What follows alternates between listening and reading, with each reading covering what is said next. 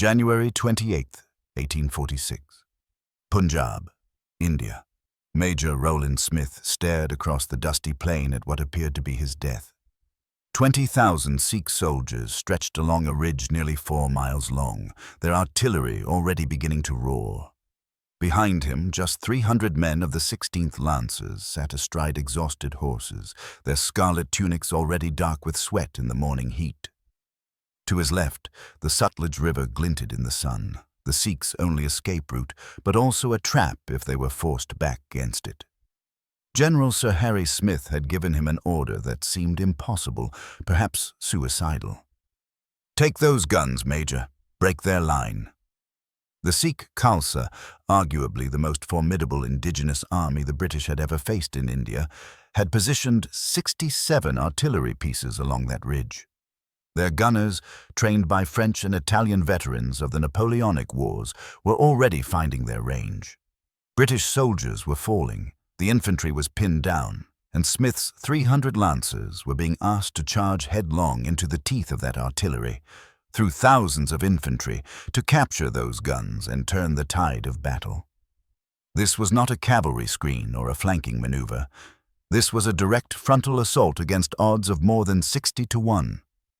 If they failed, Sir Harry Smith's entire division, already operating far from support, having force marched 60 miles to reach this battlefield, would be destroyed. The British position in northern India, still reeling from recent bloody battles and the disastrous Afghan retreat just 4 years earlier, would collapse. The Sikh Empire, controlling the wealthy Punjab with its disciplined army of nearly 90,000 men, would have demonstrated that British military supremacy in India was a myth. By the end of this story, you'll understand why this moment, this single cavalry charge on a forgotten January morning, changed the trajectory of the entire Indian subcontinent more than any of the more famous battles you've learned about. You'll see how 300 men on horseback accomplished what seemed impossible, and why the battle that resulted has been called the most perfectly fought engagement in military history, yet somehow vanished from popular memory. This is the story of Aliwal, a battle so complete in its execution that the Duke of Wellington himself declared he had never read an account in which more ability had been displayed. It's the story of how a doctor's son from a small English village outgeneraled an army 3 times his size. And it's the story of how the Scarlet Lancers earned a reputation that would echo through military history for generations. Somehow, despite all this, you've probably never heard of it, but we can't just jump straight to that moment when Smith gave the order to charge. Without understanding the context, the decade of tensions, the recent blood, the political miscalculations on both sides, you won't grasp just how catastrophic failure at Aliwal would have been, or why success there mattered so enormously.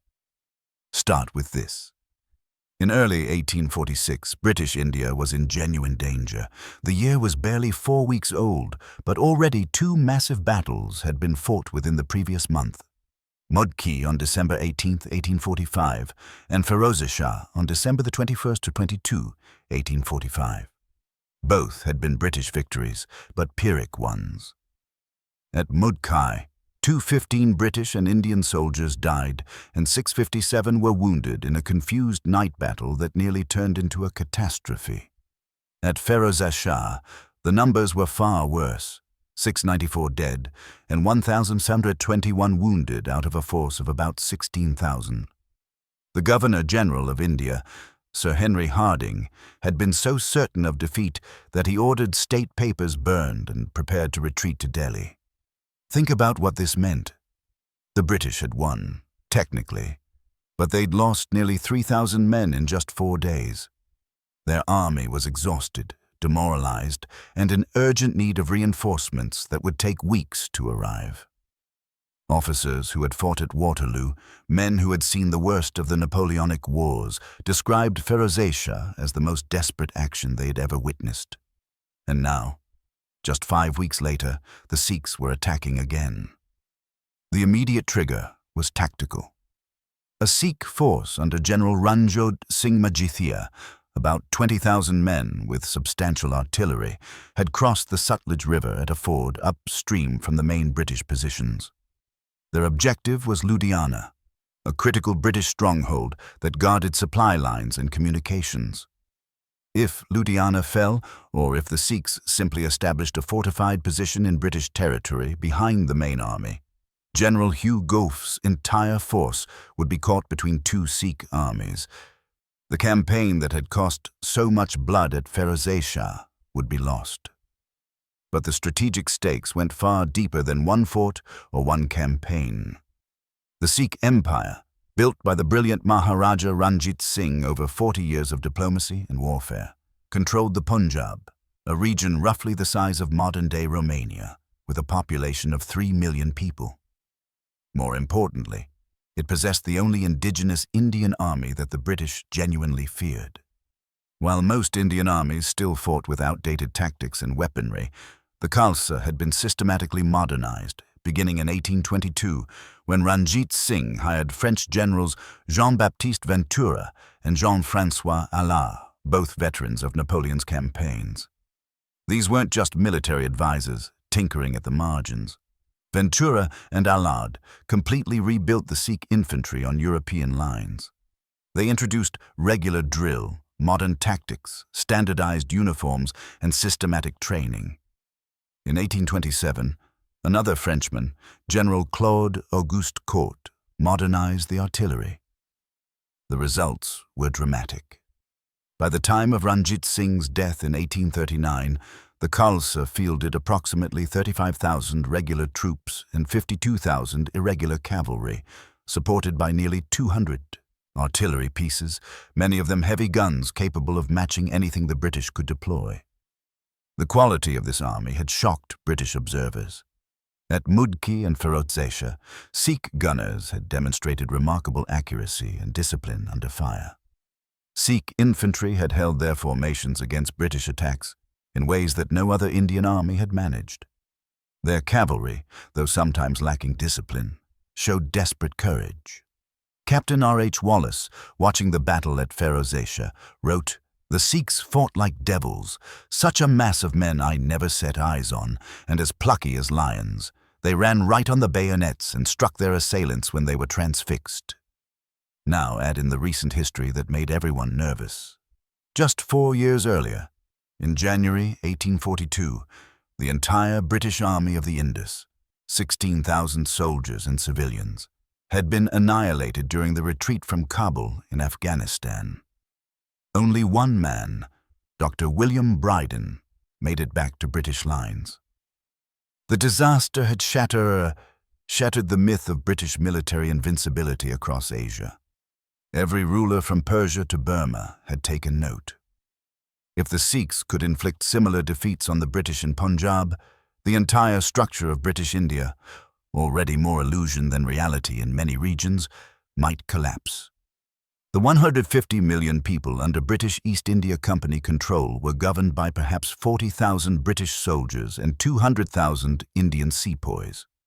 That governance depended entirely on prestige, on the belief that British arms were irresistible.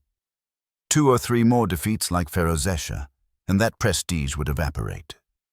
The political situation in Punjab made everything more volatile. Ranjit Singh had died in 1839, and his death triggered chaos. 4 of his successors were murdered within 7 years. The Lahore court descended into bloody factions. Real power shifted to the Khalsa itself, 90,000 armed men who viewed themselves as the true embodiment of the Sikh nation, answerable to no civilian authority. This created a nightmarish situation for British commanders. They were fighting an enemy that seemed to want to lose, led by generals who were probably traitors, but composed of soldiers who fought with suicidal bravery. Lal Singh and Tej Singh, the 2 senior Sikh commanders, were both suspected of being in British pay, deliberately betraying their own army. Yet the soldiers of the Khalsa kept fighting, kept advancing, kept demonstrating a level of military effectiveness that terrified British observers. And that's exactly what terrified everyone in January 1846. If the Sikhs were this dangerous when commanded by probable traitors, what would they be capable of under competent leadership? There was one man who thought differently about how to defeat the Khalsa. When news reached General Gough's headquarters on January 16, 1846, that Ranjit Singh's force was threatening Ludhiana, Gough needed someone he could trust with an independent command. Someone who could move fast, think independently, and fight outnumbered without losing his nerve. He chose Harry Smith. The choice was not obvious. Smith was 58 years old in January 1846, ancient by the standards of active field command. He was not an aristocrat. His father was a country surgeon from the small village of Whittlesey in Cambridgeshire. He had no powerful political connections or family wealth to smooth his career. What he had was 37 years of combat experience across 4 continents, a reputation for aggressive leadership, and the respect of the Duke of Wellington himself. Harry Smith's military education had been written in blood across some of history's most famous battlefields. He entered the army in 1805 at age 18 as an ensign in the 95th Rifles. For a young officer in the British Army, there was no better regiment to learn the trade of war. The 95th fought as light infantry, skirmishing ahead of the main army, using initiative and marksmanship rather than massed volley fire. They were expected to think for themselves, to operate independently, to make decisions without waiting for orders. Smith's baptism of fire came in 1807 at the Battle of Montevideo in South America, but his real education began in 1808 when the 95th deployed to the Iberian Peninsula. For the next 6 years, Harry Smith served under the Duke of Wellington in every major battle of the Peninsular War. He fought at Corona, watching Sir John Moore die on the field. He was at Busaco, where Allied forces held a ridge against repeated French attacks. He participated in the sieges of Ciudad Rodrigo and Badajoz, the latter one of the bloodiest urban assaults in British military history. It was at Badajoz in April 1812 that Smith met Juana Maria de los Dolores de Leon, a 14-year-old Spanish girl whose family had been killed in the siege. Smith, then 24, married her the next day. She would accompany him on campaign for the next 48 years through battles, retreats, and colonial postings. Their love story became legendary in British military circles, so famous that Georgette Heyer would later write a novel about it. Smith served at Salamanca, Vitoria, and the Pyrenees. He was at the Nivelle, the Nive, Orthez, and Toulouse. When the Peninsular War ended, he had 12 battle clasps on his campaign medal, more than almost any other officer in Wellington's army. He was promoted to major at age 27, an extraordinary achievement for someone without family connections. Then came Waterloo. Smith served as a brigade major in John Vandeleur's Cavalry Brigade, the same brigade that helped rescue Ponsonby's heavy cavalry after their famous charge. He witnessed Napoleon's Imperial Guard make their final assault. He saw the French army shatter and flee. And he gained Wellington's lasting appreciation. The Duke would later say of Smith's performance at Aliwal, "I have read the account of many a battle, but I never read the account of one, in which more ability, energy, and experience have been manifested." But perhaps the most formative experience for understanding Smith's approach at Aliwal came in August 1814, between the Peninsular War and Waterloo, when he participated in the British assault on Washington, D.C. during the War of 1812. Smith was present at the Battle of Bladensburg and witnessed the burning of the American capital. The experience horrified him. In his autobiography, he wrote that it horrified us coming fresh from the Duke's humane warfare in the south of France. It taught him something crucial. British military power, when used recklessly or arrogantly, could create enemies rather than defeats. The lesson would shape his approach to colonial warfare for the rest of his career. After Waterloo, Smith's career took him to South Africa, where from 1828 he served in the frontier wars with the Xhosa people. In 1835, he accomplished an extraordinary feat, riding 600 miles from Cape Town to Grahamstown in less than 6 days to reach a besieged garrison. He was appointed governor of the newly annexed Queen Adelaide province, where he worked to civilize and benefit the native tribes through relatively progressive policies. When the British government in London reversed his policies, and handed the province back. Both the Boers and the Xhosa expressed regret at his removal. By 1840, Smith was posted to India as Deputy Adjutant General. He fought in the Gwalior campaign of 1843 and distinguished himself in the First Anglo-Sikh War at both Mudki and Firoz Shah in December 1845. By January 1846, Harry Smith had concluded that the Khalsa must be defeated decisively, but that the way to do it was not through the grinding, costly frontal assaults that Gough favored. He had learned from Wellington the importance of maneuver, of finding weak points, of using combined arms, infantry, cavalry, and artillery working together. He had learned from his peninsular experience that holding high ground and using it to enfilade enemy positions could multiply your effective strength. And he had learned from decades of colonial warfare that speed and audacity could compensate for inferior numbers. All these lessons would be tested at Aliwal. On January 16, 1846, Sir Harry Smith received orders that seemed designed to ensure his destruction. He was to take a division, approximately 12,000 men, force march 60 miles through hostile territory, relieve the fortress at Ludhiana, and then find and destroy Ranjit Singh's army before it could either capture the fort or establish a permanent bridgehead across the Sutlej. He would be operating beyond support from the main army. His supply lines would be vulnerable, and he would be facing an enemy that outnumbered him and had already demonstrated at Mudki and Firoz that they could fight. Most commanders thought it was impossible. The obstacles stacked like a ladder of impossibility, each more daunting than the last. First, the strategic situation. Ranjit Singh Majithia commanded approximately 20,000 troops, including 7,000 regular infantry trained in European tactics, substantial irregular cavalry, the feared Gurcharas, who fought with reckless courage, and 20 artillery pieces. His force was fresh, well supplied, and positioned near their own territory. They had crossed the Sutlej at their leisure and chosen their ground. Smith's division, by contrast, had just marched from Firoz Shah. His men were exhausted, his supplies were limited, and he had no room for error. If he lost, there was no second army to save him. Second, the march.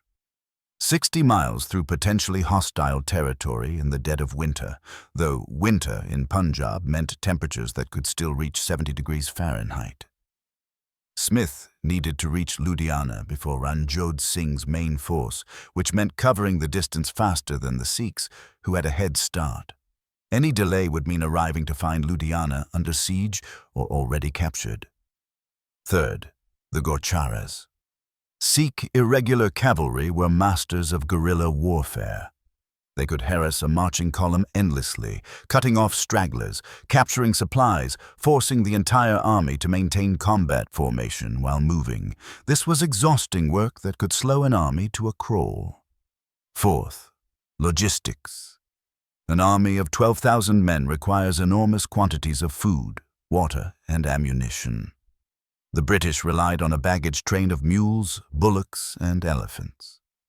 If the Gurcharas captured or scattered that train, Smith's army would run out of supplies within days.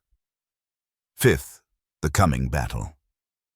Even if Smith reached Ludhiana and forced a battle, he would be facing an enemy in a defensive position with superior numbers.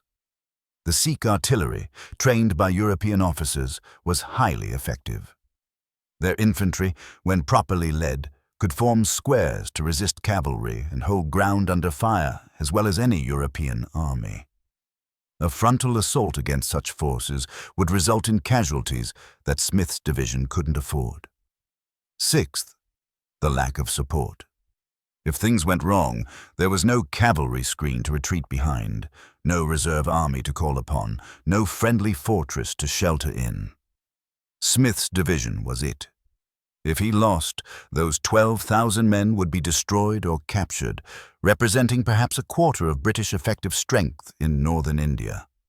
Most commanders, given these obstacles, would have advanced cautiously. They would have moved slowly, kept their forces concentrated, avoided battle until reinforced. They would have tried to save the army rather than risk it for a decisive victory. Harry Smith looked at the same situation and saw opportunity. His audacious plan broke conventional thinking at every level. Rather than moving slowly and cautiously, he would force march his troops, covering the 60 miles in 5 days. Rather than keeping his forces tightly concentrated, he would use aggressive cavalry screens to drive off the Gaucharas. And most audaciously, rather than avoiding battle until reinforced, he would actively seek it, because he recognized that the Sikhs, despite their numbers, had positioned themselves in a potentially fatal era. They had their backs to the Sutlej River. If Smith could force them back against that river, the Sikh advantage in numbers would become a liability. They wouldn't be able to maneuver. Their retreat routes would be limited to a few fords that would become bottlenecks if the army tried to cross under fire. And their artillery, once overrun, couldn't be saved. But executing this plan required speed, precision, and a willingness to risk everything. One mistake, a failed cavalry charge, an infantry brigade that broke under fire, an artillery battery that ran out of ammunition at the wrong moment, and the entire division would be destroyed. He was risking his reputation, his career, and the lives of 12,000 men on his ability to execute a plan that most contemporaries thought was reckless. This was an enormous gamble. But Harry Smith had been gambling successfully for 37 years. On January the 21st, 1846, Harry Smith's division left Budawal and began the race to save Ludhiana. From the first day, nothing went according to the careful plans drawn up in headquarters. The Gaucharas, Sikh irregular cavalry renowned for their raiding abilities, swarmed around the British column like wasps. They couldn't stop 12,000 armed men from moving, but they could make every mile a nightmare. The British rearguard found itself under constant attack. The Gaucharas would gallop close, fire their Jazayils, long Afghan muskets, at officers and NCOs, then wheel away before British cavalry could respond. Any straggler, a soldier who stopped to rest, a sepoy whose equipment was giving him trouble, a camp follower who couldn't keep up, was cut down immediately. The baggage train became the primary target. Sikh horsemen swept around the column's flanks, driving off the animals. Mules stampeded. Bullocks broke free from their handlers. Elephants, spooked by musket fire and the shouting, became nearly uncontrollable. Within hours, Smith's division had lost most of its supply animals. Think about what this meant. Without those animals, the army couldn't carry extra ammunition, spare equipment, medical supplies, or the officers' personal belongings. Every officer's campaign chest, containing everything from spare uniforms to personal letters, vanished into Sikh hands. Soldiers' cooking equipment disappeared. The medical corps lost tents and medicine. And still, Smith pushed forward.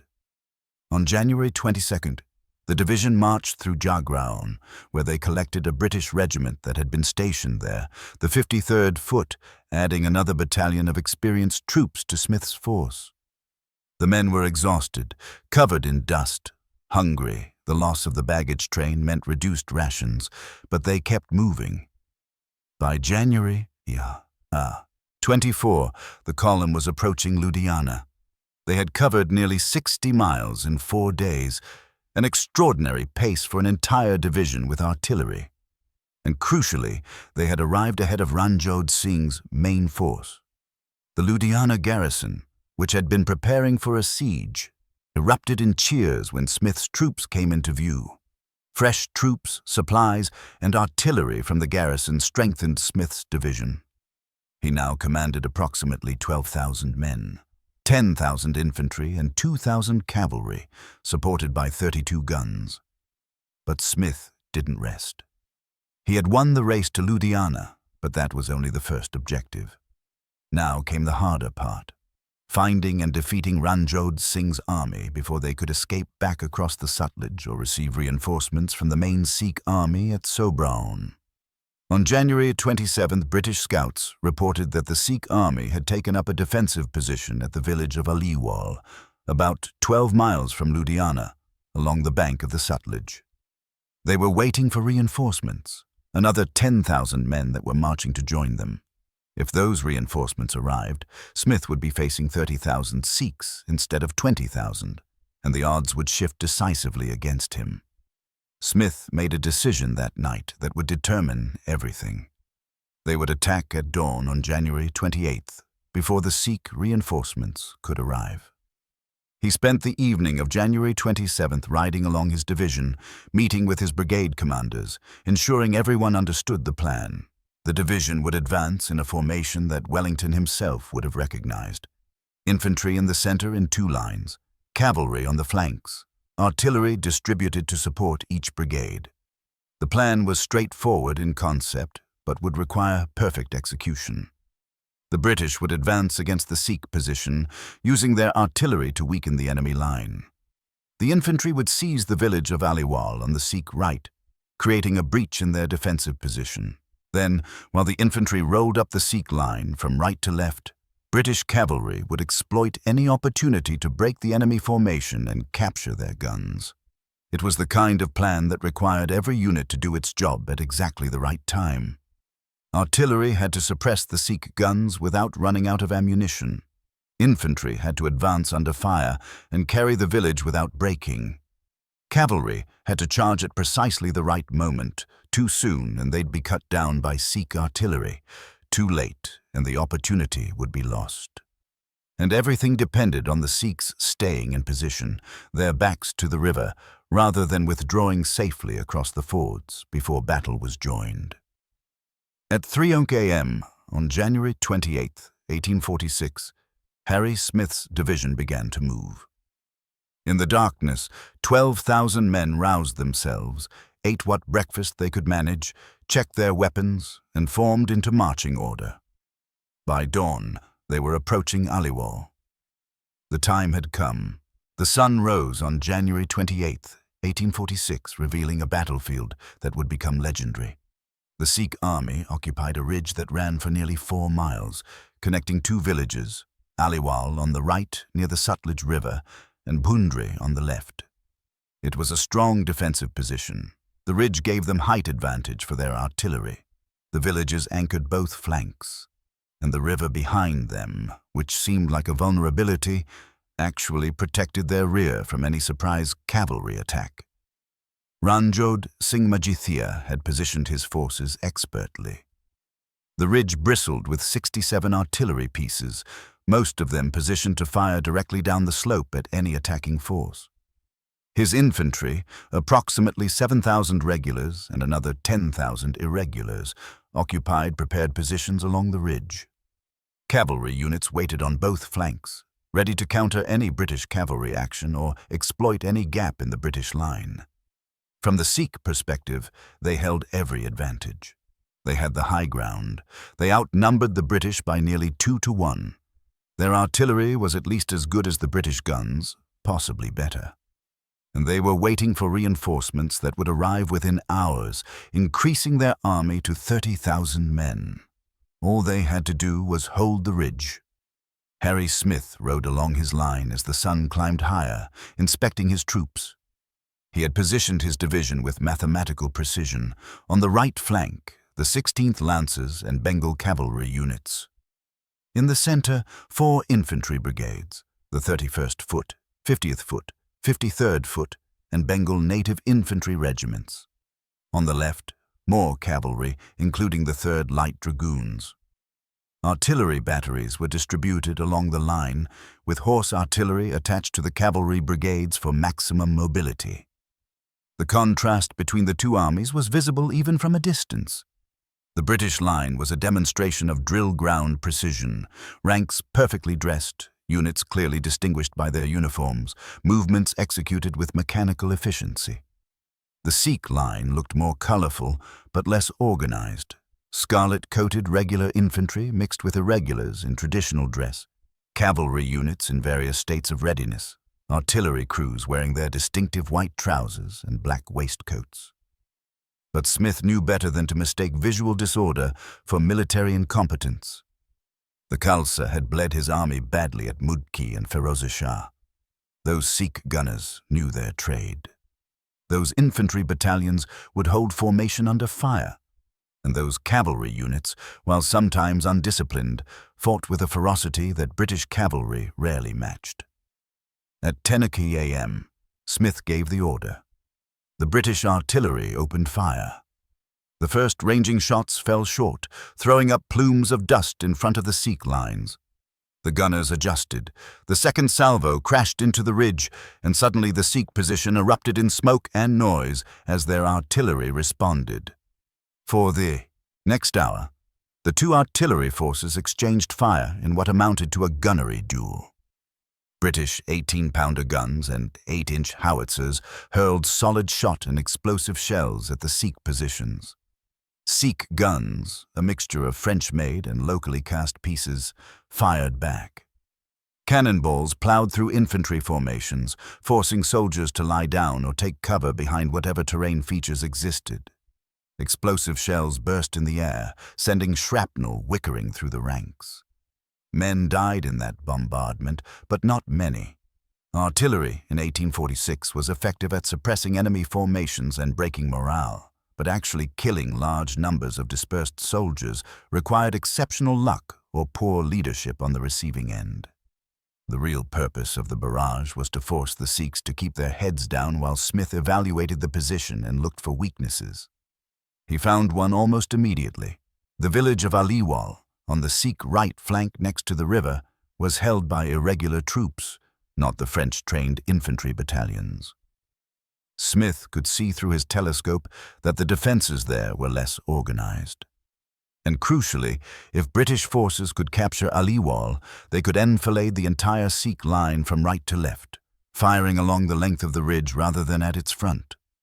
Every artillery piece, every infantry formation on that ridge would be exposed to flanking fire. At 11:30 a.m., Smith gave the order to assault Aliwal. 2 infantry brigades, approximately 3,000 men, began advancing across the open ground toward the village.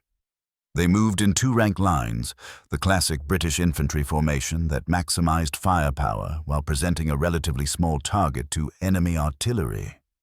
Behind them, supporting artillery batteries moved forward, stopping every few hundred yards to unlimber and fire at the village defenses. The Sikh artillery immediately shifted fire to target the advancing infantry. Cannonballs bounded through the ranks, each impact leaving a bloody gap. Officers shouted orders to close up the lines. Men stepped over their fallen comrades and kept marching. The discipline was extraordinary. Every soldier knew that stopping, running, or breaking formation meant death. The only safety was in maintaining the line and closing with the enemy. At 400 yards, the British infantry began to take musket fire from the village. At 200 yards, the fire became intense. Men were falling now in significant numbers, but the lines kept moving forward, inexorable as a tide. Then, at 50 yards, the British officers gave the order every soldier had been waiting for: "Present! Fire!" 3,000 muskets discharged in a single rippling volley, the famous British thin red line technique that had won battles from Blenheim to Waterloo. The Sikh defenders in Aliwal staggered under the impact of that volley. Before they could recover, the British infantry was charging with fixed bayonets. The fight for Aliwal lasted 15 minutes of desperate close-quarters combat. British regulars with their bayonets and discipline. Sikh irregulars with their tulwars, curved swords, and desperate courage. In the confined spaces of the village, narrow streets, mud brick buildings, walled compounds, every corner became a small battlefield. By noon, the Union Jack was flying over Aliwal. Smith's gamble had paid off. The village was in British hands, and already British artillery was being repositioned to enfilade the Sikh line. Gunners unlimbered their pieces in the captured village and began firing along the length of the ridge, each shot potentially hitting multiple formations. Ranjit Singh recognized the danger immediately. If the British held Aliwal, his entire position would become untenable. He ordered a counterattack. Approximately 1,000 Sikh cavalry would charge the village and retake it before the British could consolidate their position. From the ridge, it must have looked magnificent. 1,000 horsemen began cantering toward Aliwal, building speed, lances lowered, the ground trembling under their hoofs. They were Gorcharas, the same irregular cavalry that had terrorized Smith's baggage train during the march. They fought without European discipline, but with a reckless bravery that had won them a fearsome reputation. Harry Smith, watching from his command position, saw the Sikh cavalry charge developing. He turned to an aide and gave an order that would change everything. The 16th Lancers will countercharge. Signal Major Smith. 100 men of the 16th Lancers, a single squadron under Captain Beer, began forming up. They were outnumbered 10-1. But they were the Scarlet Lancers, veterans who had fought through the peninsula and charged at Waterloo, and they were about to demonstrate why British cavalry was feared throughout the world. The two cavalry forces collided near Aliwal in a scene of violence that defies easy description. Imagine 2,000 horses meeting at combined speeds of nearly 40 miles per hour. The sound of lance points punching through flesh and bone. Men shouting, horses screaming, the clang of steel on steel as tool wars met lance shafts. The British squadron went through the Sikh cavalry like a knife through cloth. The reason was training and equipment. The 16th Lancers carried 9-foot lances made of ash wood with steel points, weapons that gave them a crucial reach advantage in the first moments of impact. Their horses were slightly larger and better trained than the Sikh mounts, bred specifically for cavalry work. And crucially, they had drilled together for years, each man knowing his place, each squadron able to maintain formation even in the chaos of a charge. The Gorcharas, brave as they were, fought as individuals. When the British squadron shattered their formation in that first collision, the Sikh cavalry lost cohesion. Small groups of British lancers hunted down individual Sikh riders. Within minutes, what had been an organized cavalry charge became a panicked rout. The Sikh cavalry fled back toward their own lines, pursued by the British lancers. Aliwal was saved, but the cost had been steep. Of the 100 men in that squadron, 42 were casualties, killed, wounded, or unhorsed. Captain Bear himself was wounded but stayed in the saddle. Harry Smith watched the Sikh cavalry flee and made another crucial observation. The Sikh line was beginning to bend. Units that had held firm during the artillery duel were now shifting position, trying to respond to the British enfilade fire from Aliwal and the threat of British cavalry. The rigid defensive line was starting to fracture. The opportunity he had been waiting for was developing. Smith gave the order for a general advance. All 4 British infantry brigades began moving forward toward the ridge. This was the moment of maximum danger, troops advancing in the open, vulnerable to artillery fire, with no cover and no retreat.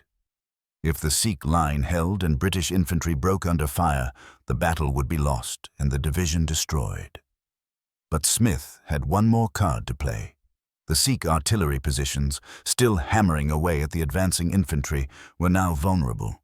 The infantry assault had drawn the Sikhs' attention, and scattered across the battlefield were British cavalry units that had been held in reserve for exactly this moment. Smith turned to Major Rowland Smith, commander of the main body of the 16th Lancers. The order he gave would become famous in British military history. "Major Smith, take those guns." Rowland Smith looked across the battlefield at the task before him. 20 Sikh artillery pieces positioned in a battery on the ridge, perhaps 500 yards away. Behind and around those guns, thousands of Sikh infantry. Supporting them, more cavalry that hadn't yet been committed to the fight. Between Smith and those guns lay open ground, covered in low scrub. Perfect for artillery fire. Every yard his men rode would be under fire from those very guns he was trying to capture. He had 300 men. 300 lancers on exhausted horses, many of them already carrying minor wounds from the earlier skirmish at Aliwal. They were being asked to charge across open ground, through artillery fire, to attack positions defended by 10 times their number. There was only one possible response. Smith raised his sword and gave the order. 16th Lancers, trot! The regiment began moving forward in a column of squadrons, the cavalry equivalent of an infantry line. At first, just a trot, conserving the horses' energy for the final sprint. 300 lances rose to the vertical position, a moving forest of ash and steel. At 1,000 yards, the Sikh artillery found their range. The first round shot plunged through the column, and men and horses went down. Gaps appeared in the formation. Squadron commanders shouted orders to close up. The survivors rode through the blood of their comrades and kept moving. At 800 yards, more guns joined the bombardment. Smith could see the Sikh gunners working with desperate speed, loading, aiming, firing, reloading. The air filled with the peculiar sound of solid shot passing overhead, a noise like tearing cloth, but lower, heavier, deadlier. At 600 yards, Smith gave the command, "Canter!" The regiment increased speed. Now they were committed. At a canter, you can't easily stop or turn. The only direction is forward. Horses began to labor, their breath coming in great gasps. These animals had already done extraordinary work, marching 60 miles, fighting a battle, and now charging across broken ground. At 400 yards, the Sikh artillery shifted to canister, essentially giant shotgun shells that turned each gun into a massive scattergun. Each discharge sent hundreds of metal balls howling through the air. Men and horses fell in clusters. The formation started to waver as gaps became too large to easily close. At 200 yards, Smith stood in his stirrups and roared the final command, "Charge!" 300 lances came down to the horizontal attack position. 300 scarlet-clad cavalrymen spurred their horses to a full gallop, and the ground began to shake. Imagine being a Sikh gunner at that moment. You've been working your gun for hours, exhausted from loading and firing. Your position has been under bombardment from British artillery. Your comrades are dead or wounded around you, and now, thundering toward you out of a cloud of dust and smoke, comes a wave of scarlet lances. You have time for one more shot, maybe two if you're fast and lucky. Then 9 feet of British steel is going to punch through your chest. The Sikh gunners displayed extraordinary courage. They didn't run. They kept firing, kept loading, working their pieces until the British were literally at the muzzles. Some gunners grabbed their tulwars and tried to defend their guns hand to hand. The fighting around the battery became savage. Lances against swords, horses crushing men under their hooves, officers emptying their pistols at point-blank range. Lieutenant Weston of the 16th Lancers, leading one of the forward squadrons, reached the battery and found himself surrounded by Sikh infantry who rushed forward with fixed bayonets. His horse was killed under him. As he fell, he managed to kill 3 Sikh soldiers with his sword before being cut down himself. He survived, though severely wounded, because other lancers rode over his position and drove the Sikhs back. Sergeant Newsom, already famous in the regiment for his size and strength, speared his way through to one of the largest Sikh guns. A Sikh gunner, an enormous man described in later accounts as 7 feet tall, stood before the gun with a rammer, determined to defend his peace. Newsom charged him directly. The two giants fought hand to hand, Newsom with his lance, the Sikh with his rammer, and then a tulwar. Newsom killed him and claimed the gun, planting his lance in the ground as a marker. Within 5 minutes, the battery was overrun. The 16th Lancers swept through the Sikh artillery positions like a scarlet storm. 20 guns captured, the gunners dead or fled. And now, with the Sikh center broken and their artillery gone, the entire defensive position along the ridge began to collapse. But the Lancers didn't stop. This is the crucial part that made the charge at Aliwal so devastating. In many cavalry charges, including the famous charge of the Light Brigade 9 years later, cavalry would hit an enemy position, become disordered, and then have to withdraw to rally. The charge was the climax, not the beginning of a larger action. At Aliwal, Major Smith kept his men moving. They rallied briefly behind the captured guns, reformed into some semblance of squadron organization, and then charged again, this time at the Sikh infantry squares that were forming behind the artillery. A Sikh infantry square was a formidable obstacle. The soldiers formed into a hollow square formation with ranks of bayonets pointing outward on all four sides. Cavalry charging into such a formation would impale themselves on the bayonets. The only way to break a square was with artillery fire, or with cavalry and infantry working together, or with extraordinary courage and perfect timing. The 16th Lancers broke them anyway. How? Superior horsemanship and desperate courage. The Lancers charged at the corners of the squares, the weakest points, rather than at the faces where the most bayonets were concentrated. They used their lance reach to strike over the bayonets. And when the squares began to waver, when individual soldiers decided that running was better than standing, the formations collapsed into mob. Once a square broke, it became a massacre. Infantry in square formation couldn't run effectively. They were too tightly packed. When the formation disintegrated, soldiers scattered in all directions, and cavalry hunting individual running men had an easy time of it. The 16th Lancers pursued the fleeing Sikh infantry across the battlefield, lances rising and falling, horses trampling men who fell. This was cavalry warfare at its most effective and most terrible, pursuing a broken enemy, preventing them from rallying, turning defeat into rout. Meanwhile, Smith's infantry brigades reached the ridge and began the systematic work of rolling up the Sikh line from right to left. With the artillery captured and the center broken, Sikh units that had held firm found themselves outflanked and under fire from multiple directions. One by one, they began to withdraw. The withdrawal quickly became a panicked retreat. Remember, the Sikhs had positioned themselves with their backs to the Sutlej River. This meant there were only a few fords where the army could cross. Those fords became bottlenecks as thousands of men tried to reach safety simultaneously. British artillery, now repositioned on the ridge, fired down at the masses of men trying to cross the river. British cavalry, not just the 16th Lancers, but also the 3rd Light Dragoons and Bengal cavalry units, pursued the fleeing Sikhs right to the water's edge. The fords became death traps, packed with soldiers and horses trying to cross, providing perfect targets for artillery and cavalry. The scene at the Sutlej fords in the late afternoon of January 28, 1846, was one of unmitigated catastrophe for the Sikh army. Bodies piled up at the water's edge, soldiers drowned trying to cross while wearing heavy equipment, artillery pieces abandoned on the riverbank or stuck in the water, their crews fled or dead.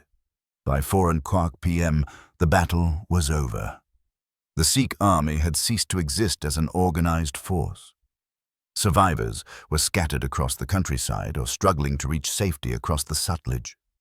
When the last shots were fired and British soldiers began the grim work of collecting their wounded and counting their dead, the full scale of what had been accomplished became clear. The Sikh army had lost approximately 3,000 men killed, wounded, or missing. More importantly, they had lost 67 artillery pieces, essentially their entire artillery train, plus all their baggage, supplies, ammunition, and equipment. The army that had threatened Ludhiana and the British rear was completely destroyed. British and Indian casualties were remarkably light: 151 killed, 413 wounded, and 25 missing, for a total of 589 casualties. In a battle involving 12,000 British troops against 20,000 Sikhs, these were extraordinarily low losses. But these numbers don't tell the full story. We need to look at who suffered the casualties. The 16th Lancers, who had made the decisive charges, lost 144 men out of approximately 300 engaged, a casualty rate of nearly 50%. Every officer in the regiment was either killed or wounded. Major Smith himself survived, but his uniform was shredded by musket balls and sword cuts. The regiment's horses suffered even more terribly. 101 killed or wounded, meaning that nearly every surviving Lancer was riding a wounded horse by battle's end. These were not abstract military casualties. Each represented a person. Lieutenant Weston, cut down defending his position at the guns, survived but would carry his scars for life. Sergeant Newsom, the giant who fought hand-to-hand with a Sikh gunner, was wounded but lived to tell the tale. Dozens of others weren't so fortunate. The human cost extended to the Sikh side as well. British accounts speak respectfully of Sikh courage throughout the battle. These were not cowards or incompetents. They were well-trained soldiers who held their positions under devastating fire, defended their guns until overrun, and fought hand-to-hand when necessary. The Sikh gunners, in particular, earned British respect. Many chose to die at their pieces rather than abandon them.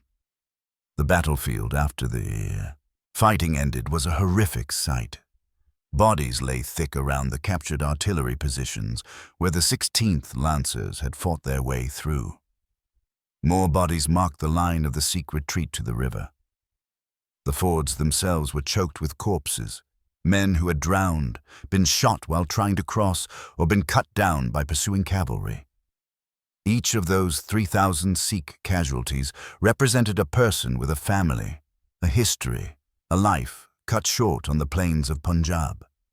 Many were professional soldiers who had served in the Khalsa for years. Some were young men in their first battle. All were casualties of a war that neither side had particularly wanted, but that both had found themselves unable to avoid. Smith, touring the battlefield that evening, was reportedly moved by the carnage. He had spent enough of his life at war to know that victory always comes with this terrible price. In his official dispatch, he wrote words that showed both pride in his troops and respect for his defeated enemy. Never was victory more complete, and never was one fought under more happy circumstances. The phrase, happy circumstances, might seem callous given the death toll, but Smith meant something specific. His army had fought as a coordinated team, each element doing its job, with casualties that, while tragic, were far lower than they might have been. From a military perspective, it had been what later commentators would call the perfect battle. But perfect or not, 3,000 families on both sides would mourn that night. The first news of the victory at Aliwal reached General Gulf's headquarters on January 30th, 1846. The initial reports were cautious. Smith had won a victory and driven off the Sikh threat to Ludhiana. But as more details arrived, including Smith's full dispatch and accounts from officers present, the magnitude of what had been accomplished became clear. This wasn't just a victory. It was a tactical masterpiece. Military observers, including many who had fought through the Napoleonic Wars, began describing Aliwal as the battle without a mistake. The phrase captured something essential. In an era when military operations regularly descended into chaos and confusion, when cavalry charges frequently ended in disaster, when artillery ran out of ammunition at critical moments, Smith had executed his plan with near-perfect precision. Every element had worked. The artillery had suppressed the Sikh guns without running out of ammunition. The infantry had taken Aliwal when ordered and held it against the counterattack. The cavalry had charged at exactly the right moments. Once to save Aliwal from recapture, then again to break the Sikh center. The pursuit had been vigorous enough to turn victory into rout, without becoming so disorganized that the cavalry couldn't be recalled. This kind of execution was extraordinarily rare in 19th century warfare. For comparison, consider the charge of the Light Brigade at Balaclava in 1854, a cavalry charge against artillery that became a famous disaster, with the Light Brigade suffering 40% casualties and achieving nothing. Or the cavalry charges at Waterloo, where British heavy cavalry broke through French lines but then couldn't rally and were cut to pieces by French lancers. At Aliwal, the 16th Lancers had suffered similar casualty rates to the Light Brigade, but had achieved decisive results, captured artillery, broken infantry squares, and enabled a complete victory. The Duke of Wellington himself took notice. On March 16, 1846, in the House of Lords, Wellington spoke at length about Smith's achievement. This was extraordinary. Wellington was notoriously sparing with praise, having spent decades watching generals make costly mistakes. But about Aliwal, he said, "I have read the account of many a battle, but I never read the account of one in which more ability, energy, and experience have been manifested than in this battle fought by Sir Harry Smith. I do not know that there is an instance to be found in the military history of the world in which such an operation has been carried through with so much success as that which has been achieved here." Parliament voted its thanks to Smith and his army. Smith himself was created a baronet, with the special honor that the words of Aliwal were appended to his title. He would be forever known as Sir Harry Smith, Baronet of Aliwal. He was awarded the Grand Cross of the Order of the Bath. The freedoms of the cities of London and Glasgow were conferred on him. For the 16th Lancers, Aliwal became their defining moment. They had fought through the Peninsular War and charged at Waterloo, but neither of those campaigns had given them a battle that was entirely their own. At Aliwal, they had made the decisive contribution. Their casualties, 144 men out of 300, testified to their sacrifice. Their success, captured guns, broken infantry, victory snatched from superior numbers, testified to their skill. The regiment adopted customs to commemorate the battle. The lance pennons, small flags attached to the lances, had been so encrusted with dried blood after the battle that they stood stiff and appeared crimped. The 16th Lancers thereafter always crimped their pennons 16 times in memory of the battle. They celebrated Aliwal Day every January 28th with special ceremonies. The scarlet uniforms that gave them their nickname also became permanent.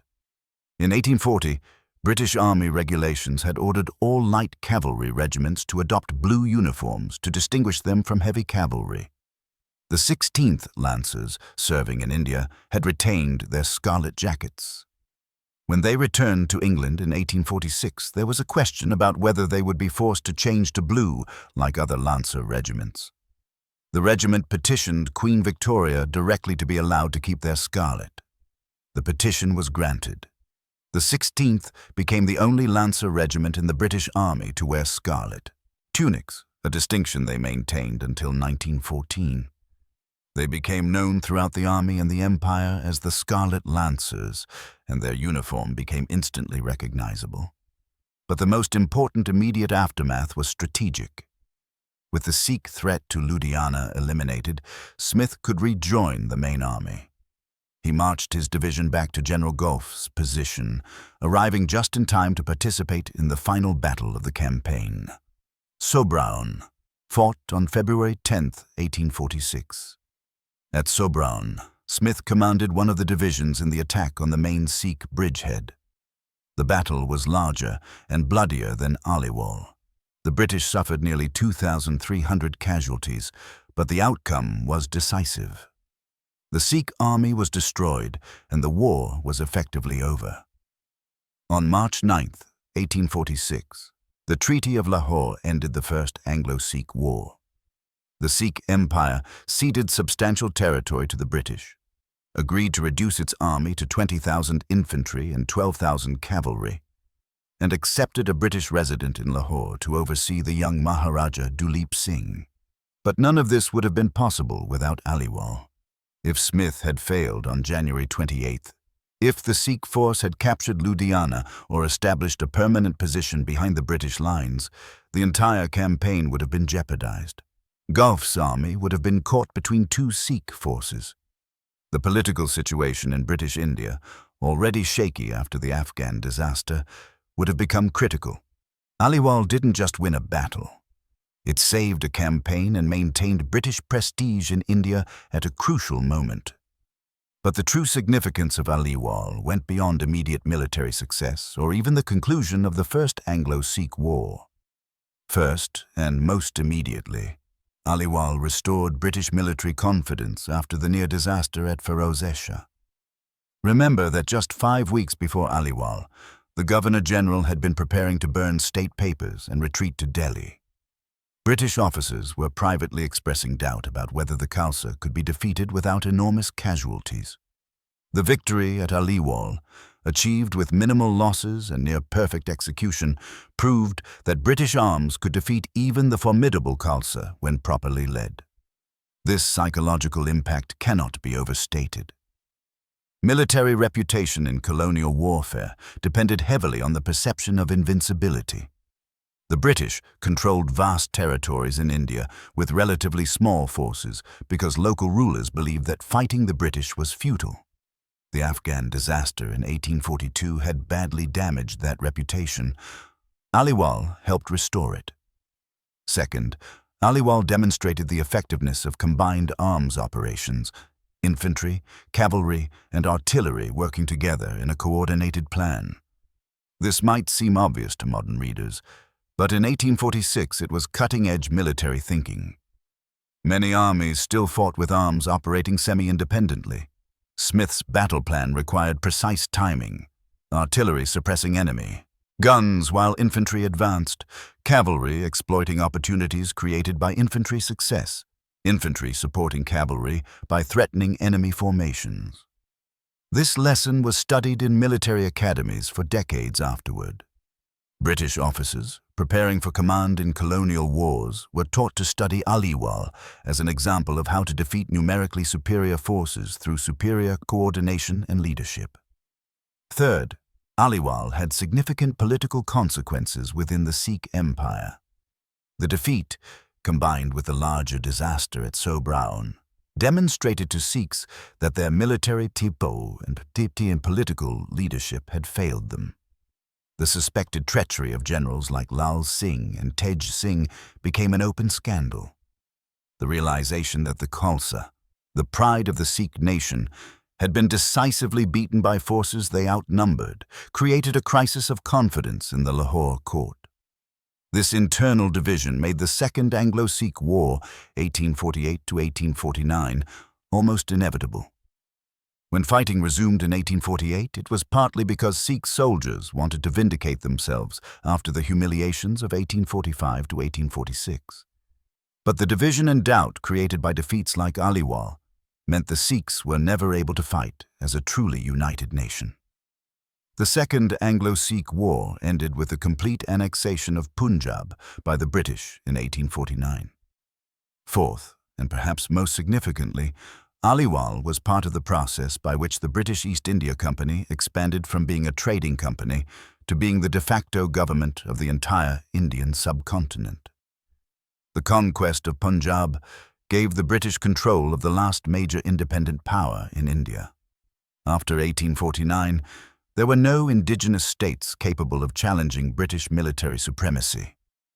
The Sepoy Rebellion of 1857 would be a serious crisis, but it wasn't a challenge from an organized state with a professional army. It was an uprising within the British military system itself.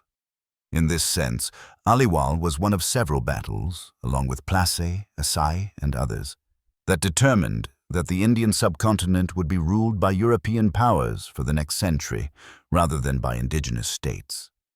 The historical trajectory that led to the British Raj, to the partition of India and Pakistan in 1947, to the modern political map of South Asia, all of this connects back to battles like Aliwal that determined who would control the region. Fifth, Aliwal established the reputation of the Bengal Lancers that would become a cliché of colonial warfare. The performance of the 16th Lancers and other British and Indian cavalry units at Aliwal created a mythology around cavalry service in India.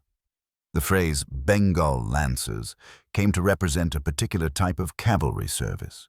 Dashing charges, exotic locations, military glory mixed with colonial adventure. This mythology was heavily romanticized in popular culture, most famously in Francis Yates Brown's memoir Lives of a Bengal Lancer, 1930, and the 1935 Hollywood film of the same name starring Gary Cooper. While these later depictions bore little resemblance to the reality of colonial military service, they drew on genuine exploits, like the charge at Aliwal. The real Lancers who charged those guns in 1846 would have recognized themselves, however distantly, in the Hollywood versions. Sixth, on a purely military historical level, Aliwal represented one of the last truly successful cavalry charges in the traditional style. Within 2 decades, the combination of more accurate firearms, better artillery, and the invention of the machine gun would make cavalry charges increasingly suicidal. The charge of the Light Brigade at Balaclava in 1854 demonstrated that even brave cavalry attacking artillery would likely be destroyed. By the American Civil War, 1861 to 1865, cavalry had largely shifted to a role as mobile infantry rather than shock troops. But in 1846 at Aliwal, cavalry could still decide battles. The 16th Lancers demonstrated what perfectly executed cavalry tactics could achieve, breaking through to capture enemy artillery, dispersing enemy cavalry, breaking infantry formations, and pursuing a beaten enemy. It was, in some ways, the apotheosis of cavalry warfare. Everything the arm was supposed to do, executed with minimal losses by cavalry standards and maximum effect. Finally, Aliwal had a personal consequence for Harry Smith that would shape colonial policy in South Africa. His success earned him promotion and recognition that led to his appointment as governor of Cape Colony in 1847. There, he would apply lessons from his Indian experience to the challenges of governing a colony with hostile African tribes and resentful Boer settlers. His aggressive policies would accelerate the great trek of Boers into the interior, ultimately contributing to the complex political situation that would lead to the Boer Wars half a century later. The charge at Aliwal, in other words, sent ripples across both space and time, ripples that touched military policy, colonial governance, and ultimately the shape of the modern world. So why has Aliwal faded from popular memory when it was such a significant battle, so perfectly executed, and so consequential? The question puzzles military historians because by any reasonable measure, Aliwal deserves to be as famous as battles like Waterloo or Balaclava. It was a decisive victory. It featured a cavalry charge that succeeded brilliantly, while the more famous charge of the Light Brigade failed catastrophically. It was praised by the Duke of Wellington himself as a masterpiece, and it had real strategic consequences, helping to determine the fate of the Indian subcontinent. Yet, if you ask the average person to name famous battles, Aliwal never comes up. Even in Britain, where military history is widely taught and commemorated, Aliwal is barely remembered outside of regimental histories and specialist texts. Several factors explain this historical amnesia. First, complexity of context. Understanding why Aliwal mattered requires understanding the First Anglo-Sikh War, which requires understanding the political situation in Punjab after Ranjit Singh's death, which requires understanding the structure of the Sikh Empire, which requires understanding British expansion in India. It's a complicated chain of causation that doesn't reduce easily to simple narratives. Battles like Waterloo, Napoleon's final defeat, or Gettysburg, turning point of American Civil War, have simpler contextual frameworks that make them easier to teach and remember. Second, not the final decisive battle. While Aliwal was crucial to the campaign, it wasn't the final battle of the First Anglo-Sikh War. That was Sobraon, fought 2 weeks later. Because Sobraon was the battle that ended the war and led directly to the treaty, it tends to get more attention in historical accounts. Aliwal becomes, in many histories, a preliminary engagement, a sideshow to the main event. This is somewhat unfair because Aliwal made Sobraon possible by eliminating the Sikh threat to British supply lines, but historical memory tends to focus on final battles over equally important preliminary ones.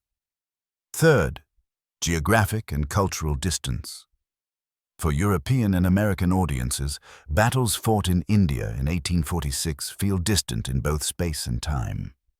There's no local connection, no battlefield to visit, no immediate cultural resonance. Waterloo is a few hours' drive from London or Paris. Gettysburg is a national park where millions of Americans visit.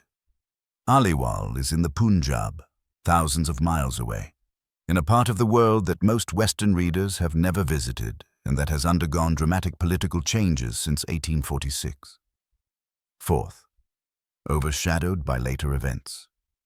The charge at Aliwal, however successful, gets overshadowed by the charge of the Light Brigade just 8 years later. The Light Brigade charge, despite being a tactical failure, became famous through Tennyson's poem and has remained in popular consciousness. Aliwal, lacking a Tennyson to immortalize it, faded. This is a common pattern in military history. Unsuccessful but dramatic events, like Gallipoli or the Light Brigade, often become more famous than successful but less dramatic ones because they provide better narratives. Success is boring, noble failure is romantic. Fifth, political controversy. By the late 19th and especially the 20th century, colonial wars became increasingly controversial.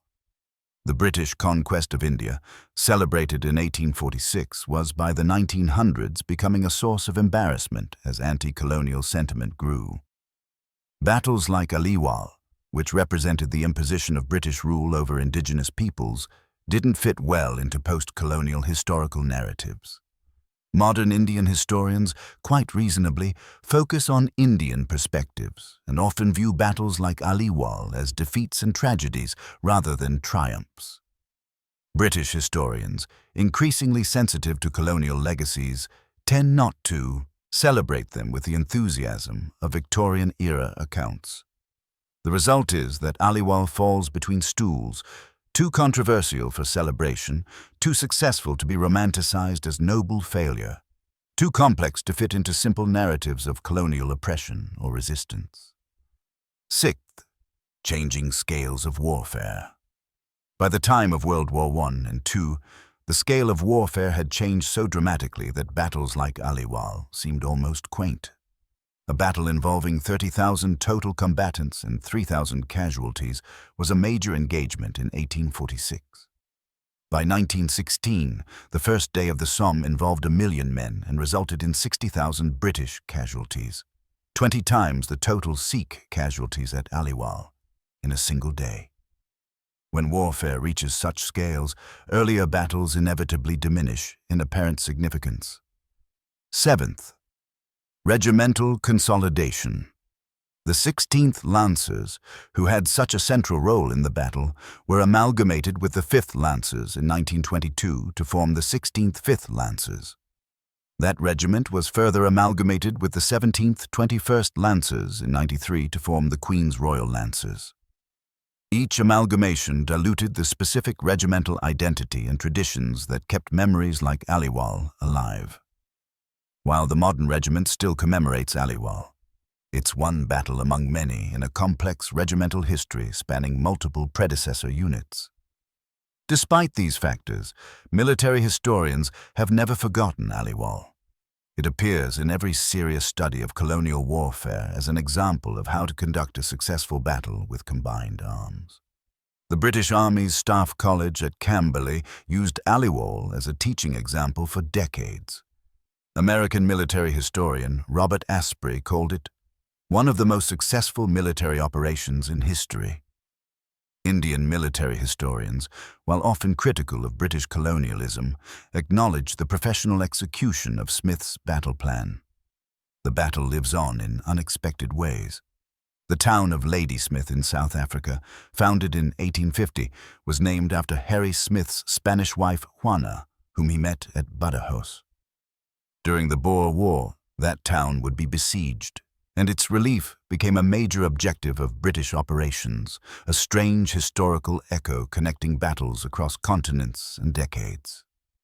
The Queen's Royal Lancers still crimp their lance pennons 16 times in memory of Aliwal. They still celebrate Aliwal Day each January 28th, though fewer and fewer people outside the regiment know why. And in Punjab, near the village of Aliwal on the Sutlej River, there's a small memorial marking where the battle was fought.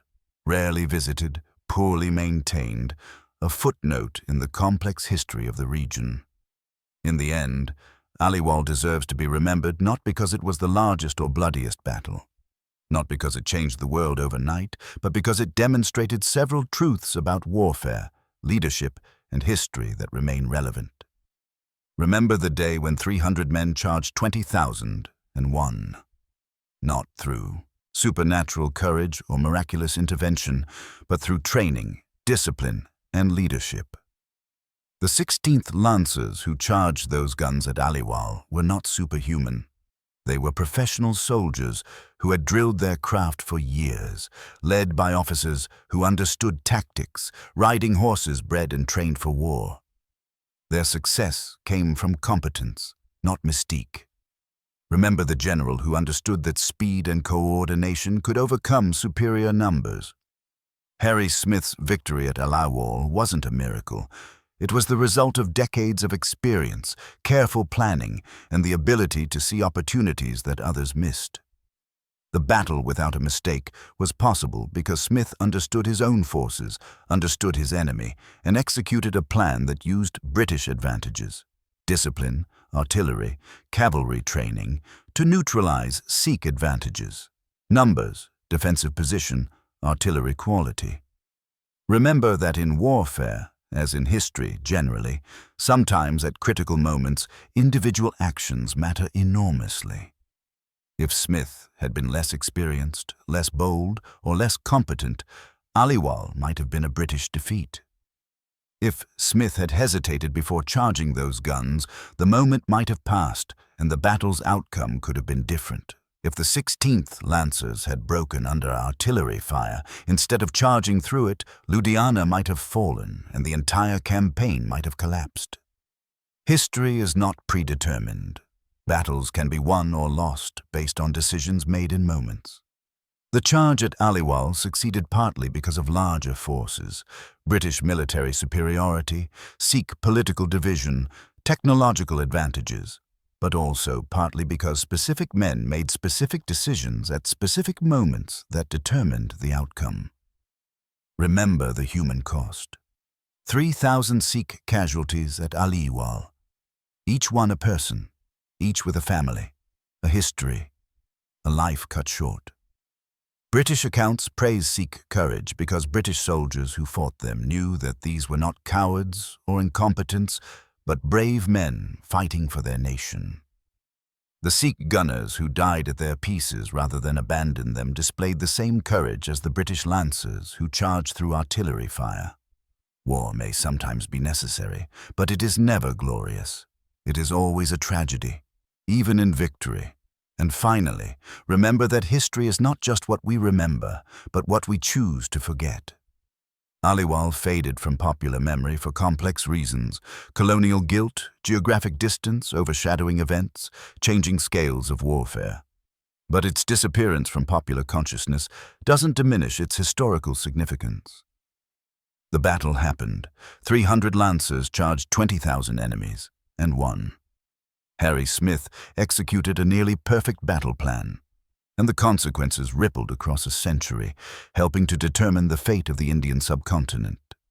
On January 28, 1846, on the banks of the Sutlej River in Punjab, Major Rowland, Smith of the 16th Lancers lowered his lance and charged into history. 300 men followed him. By the end of that day, an empire had been shattered. A campaign had been saved, and a battle had been fought that would be studied for generations as an example of military perfection. This is our history, and it's worth remembering, not to glorify war or celebrate conquest, but to understand how we arrived at the present, what warfare truly entails, and what ordinary people can accomplish when trained, led, and committed to a cause, however complicated that cause might be. The Scarlet Lancers rode into the guns that morning. Most survived. Many didn't. All are worth remembering.